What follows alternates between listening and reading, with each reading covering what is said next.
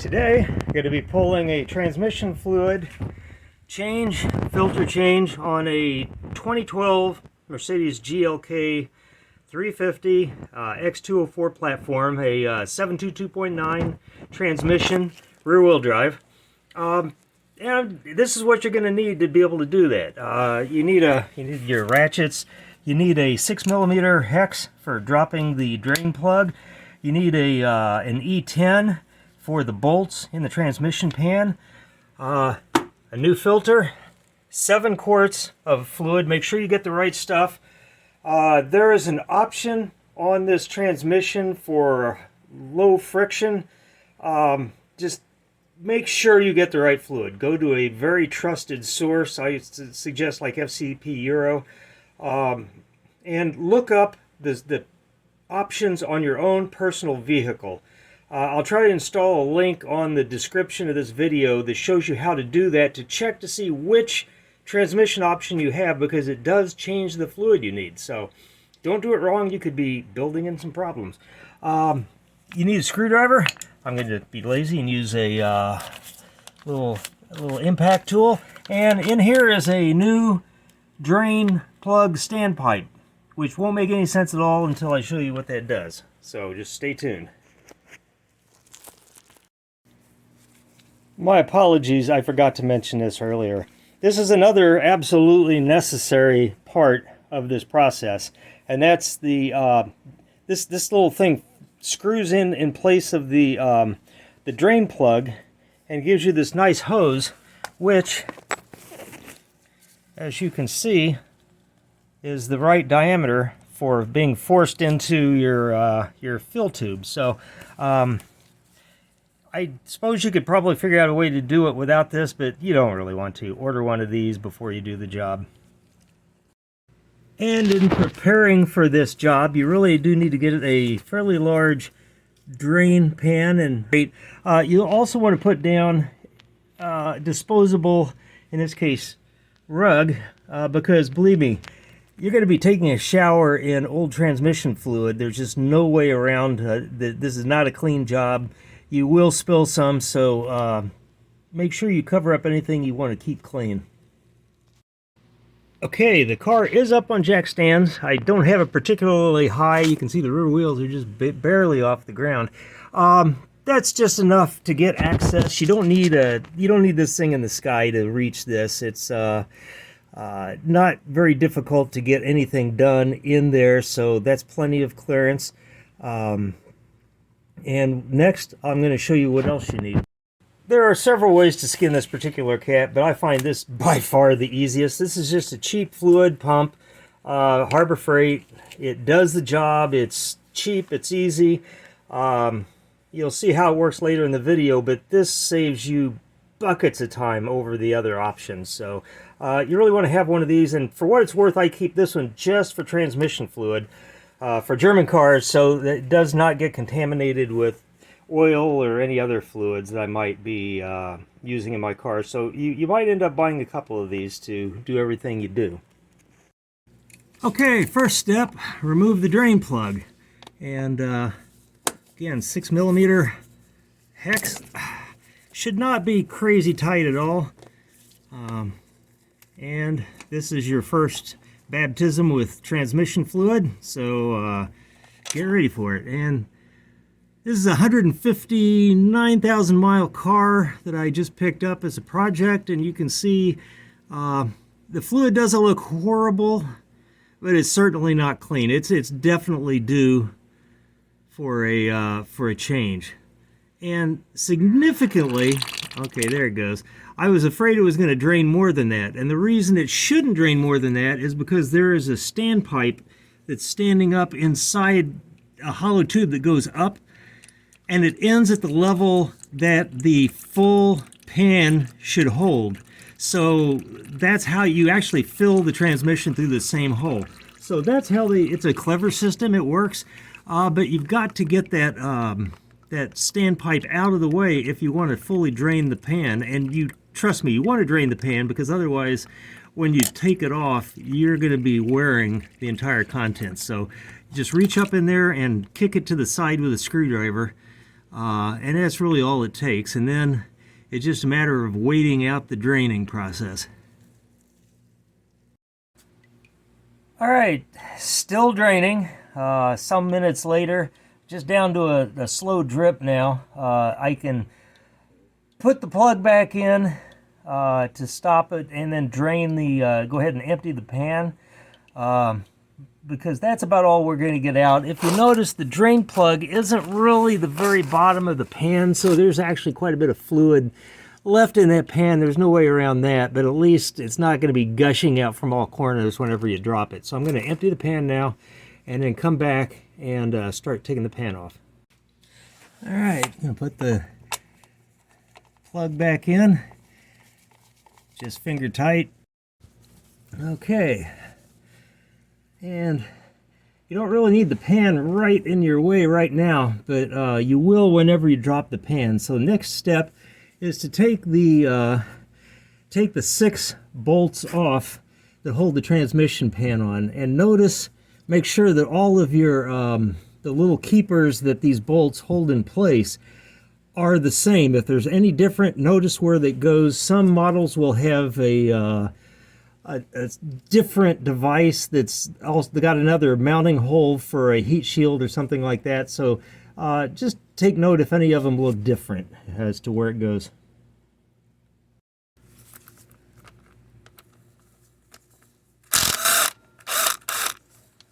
And these are in a very, very low torque. So keep that in mind, particularly when you're installing them, because they're aluminum bolts, and you do not want to over torque them. That would be a bad thing.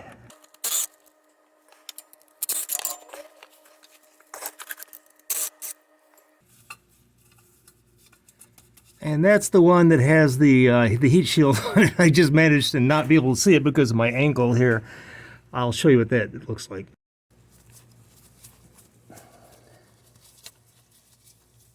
Okay, it torques 30, I believe.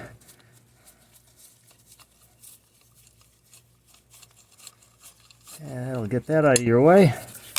This heat shield's a little bit in the way, but it can hang out of the way. Just have to make sure. I'm going to unclip it from its mount there so that it's really out of the way. And go ahead and put the mount with the screw just so it doesn't get lost. So I'll keep it together and put it over with the other ones. It'll be pretty obvious where it goes.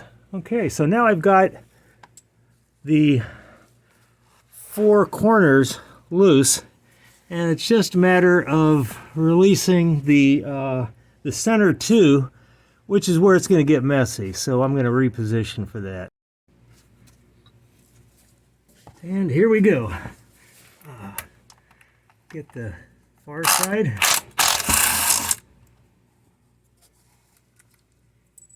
And the near side. Alright, and we're starting to drain some fluid. I'm going to hold it up and finish removing this by hand. And carefully lower it down and spill it all over everything. So that's important. You need to do that. Okay. And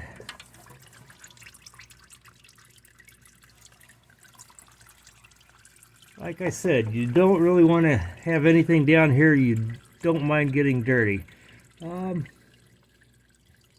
Okay. The good news is the valve body looks pretty good. I'm going to go ahead and pull down the filter, which is just held in by friction, and that will facilitate it draining a little quicker. So just leave that in there.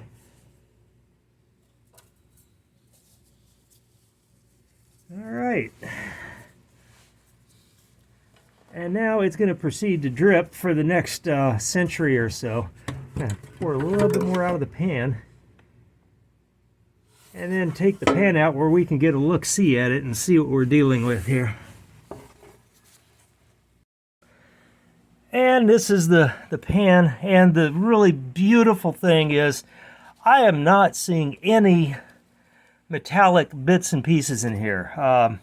Should you do that, it's going to ruin your day, because you're going to just be chasing your tail by changing the fluid, because you're just forestalling the inevitable.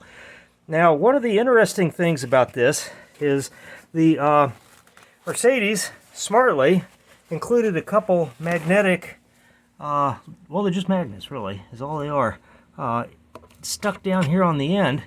And let me get this where I can show you. Basically, this catches metallic bits that are floating around in the oil. And you can see that using a clean rag here, which I would suggest, cleaning it off, there's a fine layer of sludge there, but nothing that looks like a problem. That's for 150,000 plus mile transmission. That's just awesome. So I'm going to clean off the other one, make sure there's nothing unusual about it as well. And it's the same story. It's got a thin coating of sludge that's very impressive. Really strong, robust transmissions that Mercedes puts in these vehicles. Okay, the next step would be to pull the old gasket off. You do want to replace this. And that should be in with the new gasket should be in with the new filter. So this is in the rubbish, and then it's just a matter of cleaning this out. Using clean towels. I wouldn't suggest using nasty old car wash towels, because you might transfer some debris into the pan where you really don't want it. Your transmission is your most fragile and most likely to kill the car component, so take care of it, folks. Okay, now we have a few steps to perform. The first is to get your new standpipe, which actually got dropped into the drain, into the filter. But this particular, make sure you match the color. This particular one uses a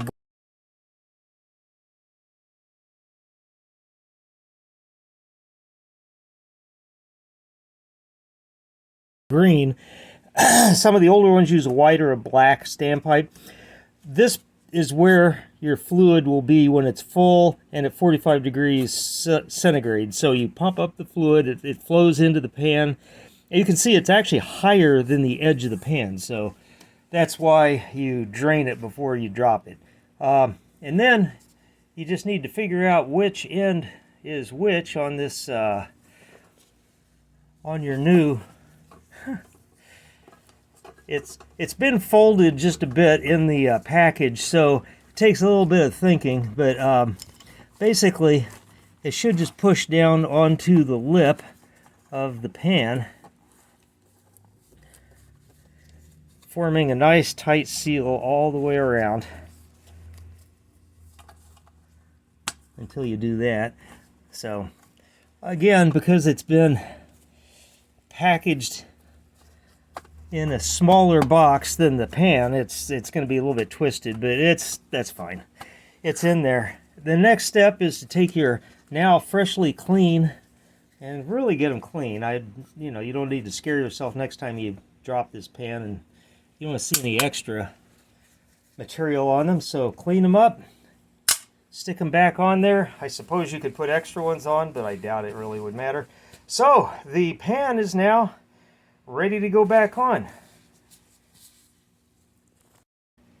Okay, I'm going to put a thin coating of new fluid on the new filter, just to allow it to seal a little bit better, to slide in a little bit easier. And then I'm going to do the same just around the outside of the gasket on the pan, just to allow it to slip and slide against the surface that it needs to. And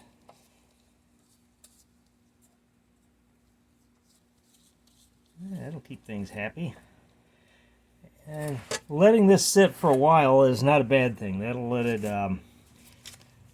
conform more closely to the contours of the pan lip. And one other note, there were models of the GLK where they had actually pretty good access to the torque converter. So you could actually spin the torque converter around by turning the engine and find the drain plug, pull it out.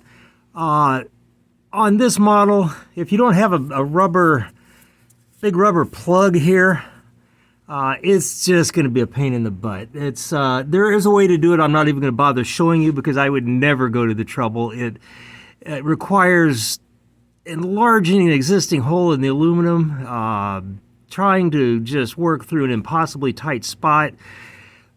Bottom line is this thing holds about 7 quarts if you drain the torque converter. If you don't, it holds 5. So basically you're getting about 75% plus new fluid in it.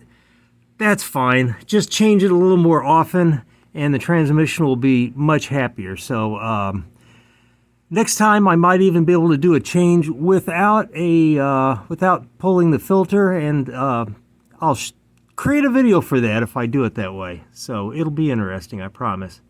Okay, next step is just go around, clean up the mating surface for the pan all the way around. It's going to be surprising if it's really anything but pretty clean to start with. A little fluid obviously is not the end of the world. It's not going to cause any problems, but look for any foreign matter, any hint of any sealant or anything anybody's put on it. And I'm not seeing any of that here, so we should be good to go. So now that's all cleaned up. I'm just going to run a quick one over here just to keep it a little less drippy while I'm working on it. And use clean towels, folks. Now it's just a matter of grabbing the filter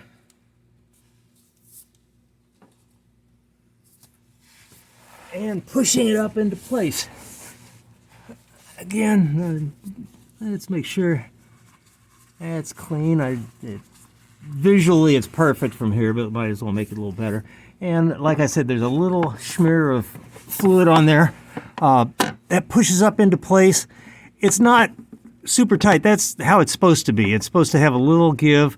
It will hold in place with the pan being put on. So speaking of that, what you want to do is get a couple of your common size connectors and get ready to install them because you're about to put the pan on. And again, take a quick look, make sure that nothing is shifted, and make sure you're putting it on the right direction. That was a nice option. And slide it into place carefully. Okay, and then while you're holding it, go ahead and start the first screw.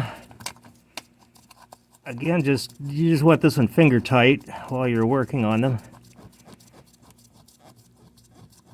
While I'm doing this, I'm going to talk a little bit about reusing aluminum screws. There are many applications on this and other German cars, BMWs specifically, where they have single-use aluminum hardware. And you really, really want to heed that advice because it's designed to be tightened down once, which is going to put it at its proper length of stretch, which will provide the proper clamping force. All very important. Okay. I'm doing this one kind of blind, so I don't know if I've really got the slot in there. This is the difficulty of doing this while you're doing a video. Makes everything more difficult. All right, there it is. And these, on the other hand, these are aluminum bolts. They're not strong, but the trick is if a bolt is not torqued to yield, in other words, the point at which it starts stretching, then it's as good as new the second time. And these are only torqued to about 6 foot-pounds, which should not be more than these bolts are capable of repeating. So I'm not going to worry about it. Your mileage may differ. You may decide that it's really worthwhile to do that, replace the bolts. Either way, if I ever have a problem doing this, and I've done it before on my other vehicles, like my 5 Series BMW was the same way, never had an issue. So just be careful, don't over torque them when you put them on, and we should be good to go. I'm going to go ahead and put in the other 4 bolts now.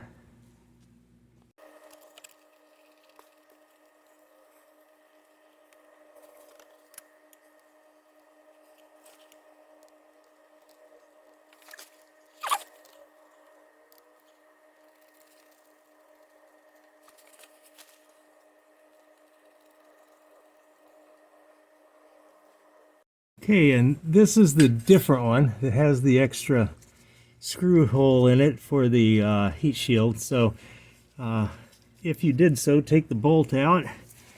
It goes on just like the others.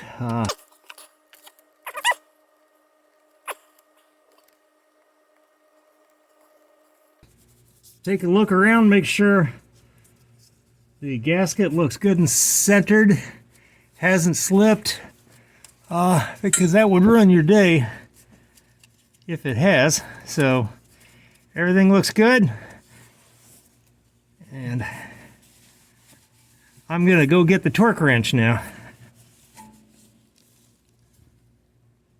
Okay, got my very low torque wrench here, and I'm just gonna snug all of these bolts down before I try to do any actual critical precision tightening, just to get it as square and at a starting point as I can get, to start to compress the gasket on the pan just a little bit. Just make sure everything is nice and straight.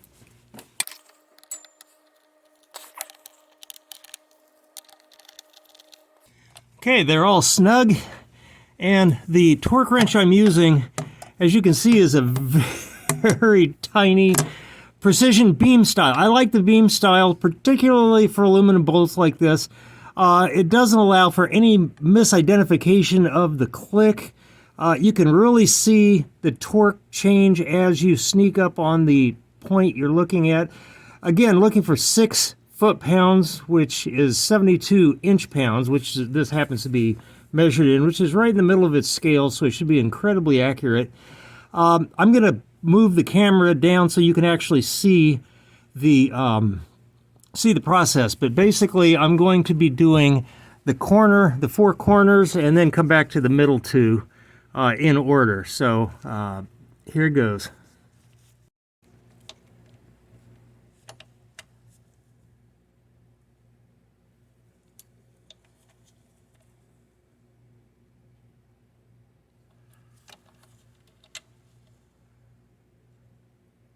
And it's coming up on the proper torque right about there. So that's all there is to it. If you're using a click style, you will set it to the similar torque spec. Actually check to make sure that is correct for your car. They do change from time to time. That'll work. And set it to that and just turn it till it clicks. And you do not want to over tighten these, obviously.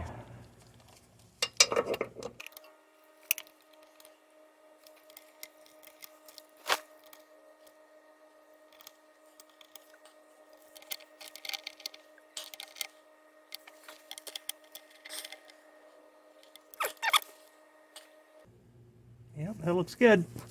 Okay. It's now up there. The only thing that remains to be done is to put the that heat shield back in place. Okay, you can see this little tab. You can see where it was under this little clip. So just slide that in behind there, which will just kind of inherently align this, and run that screw back home using your Torx driver. Okay, remove the drain plug yet again.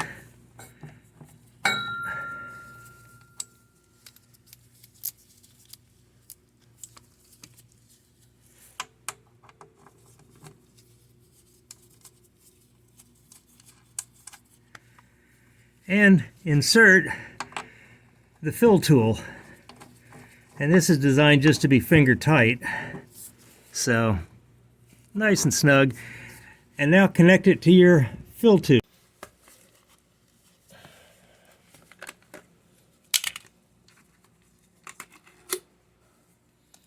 Okay, make sure you know which is in and which is out. I would suggest putting your pump apparatus on another disposable rag, towel, or similar, and then go ahead and get into place.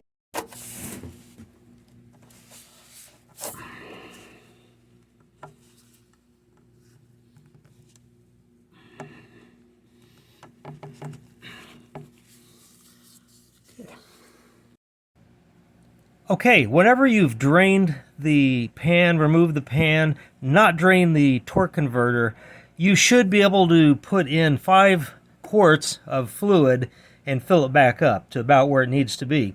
This is a 5.28 quart or 5-liter jug of fluid, so I'm going to pump the whole thing in there. May well have to pump a little bit more, but I'm basically going to pump it all in, and that's my starting point for the next process.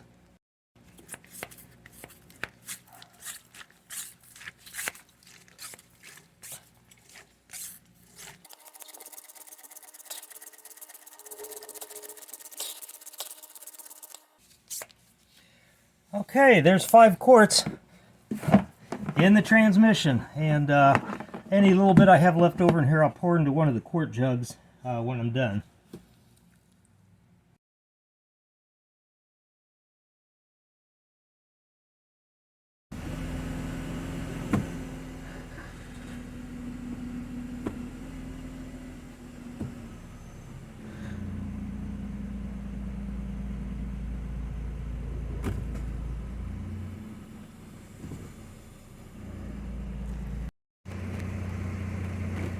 Engine running. I've got my two-way scanner hooked up. Very typical. This is an AutoFix 7770.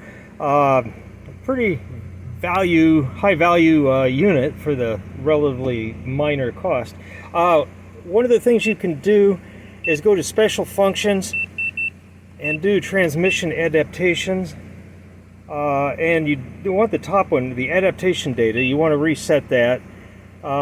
It gives you a lot of warnings and everything. You hit OK, you hit OK again, and it's reset your adaptation. What that does is it tells your transmission the fluid is new. Forget all the adjustments you've made to account for the worn out fluid, which a transmission does. They're smart. They know as the fluid ages, they have to change pressures and in the clutches and in the valving. So this puts it all back to factory spec, assuming new fluid, which it does have. You can also, I'm going to hit escape a couple times here. You can do an adaptation for upshifts and downshifts. I didn't really have any issues with that. I don't know that I'll do that, but the transmission fluid has to be fully warmed up. Okay, to monitor the temperature, you go to control units, you select the drive option, you go down to transmission control module, select that, and then you read the data stream. There should be your oil level check. Strangely enough, doesn't really have anything to do with oil level other than temperature, and I want to view all items. You can see it reports the position of the transmission, the actual and the target. So this is where the shifter lever is. This is what the transmission thinks it is. Happily they agree. Here's the important one, the oil temperature of the transmission. To set the level properly, it's got to be a 45 degrees C. So I'm just going to go ahead, and it will probably accelerate the process. You notice I just went to reverse. You see that the gear shift and the gear shift and the transmission agree wholeheartedly on their position. So all is well with the world. So basically I just need to keep doing this right as it gets to 45 degrees to make sure that the fluid is everywhere it should be.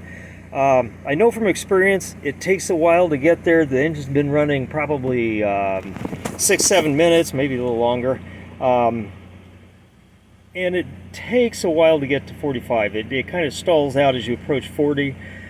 This is Arizona, so it's a little warmer out there. That'll help it along.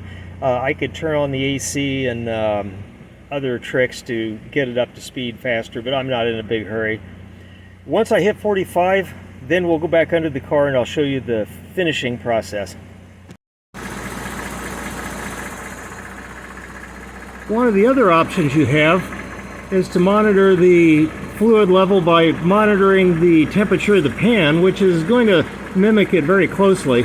And you can see we're at 33 degrees and climbing here.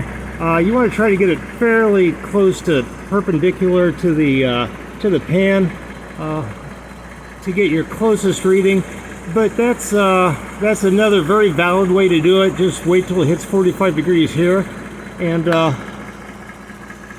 be careful of that exhaust. It's a little hot. In preparation for the next step, I've gone ahead and put a quart of fluid from the other jug, the quart jug, into the big jug just to make it easier to deal with when you're filling it. This is just more stable when you're pumping out of it. Don't know that we'll even need any of it, but I want to be ready to pump because I want to get the temperature as close to 45 as I can, and it should be getting close. Okay, we're creeping up on 45 here. You can see it's just going to 43. I'm continuing to shift through the gears to make sure the fluid ends up everywhere it needs to be. We're just about to hit 45, so I'm going to get ready to stop shifting and start pumping. So we're just about there, and it's time to go ahead and jump out and check to see how our fluid level is. Okay, we're just coming up on 45 degrees. Since I have possibly pumped in a fraction of a quart more than is really necessary, my next step is going to be to pull the drain plug. Now, I will get at least the contents of that standpipe. So if I get a couple ounces, and there's 45 degrees, so if I get just a couple ounces out, that just means that the drain plug, the standpipe, has emptied itself. If I get more, that means I had enough fluid in the transmission and it will be at the proper level without any extra effort. So here we go. Let me move the drain pan under here and pull the hose off. Okay, so more than a little bit is coming out. That means that it is a good result. That means it was overfilled, and it should be stopping any old time now.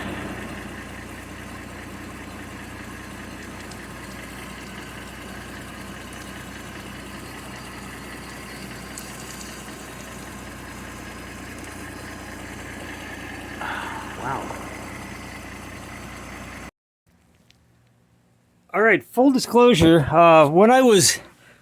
the first time I pulled the hose off, I got a lot more drain than I expected.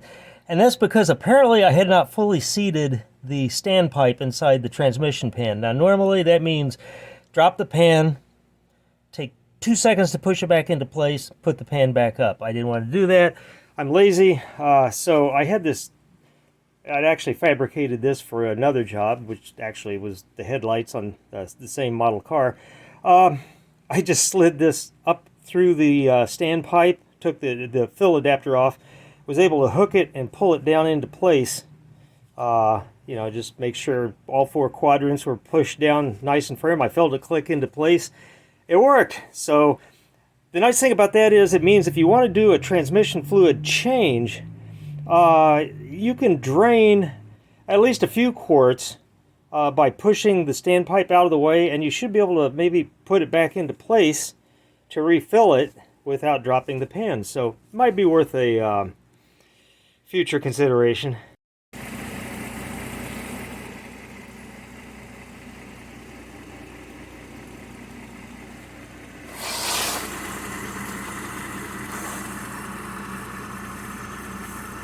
Okay.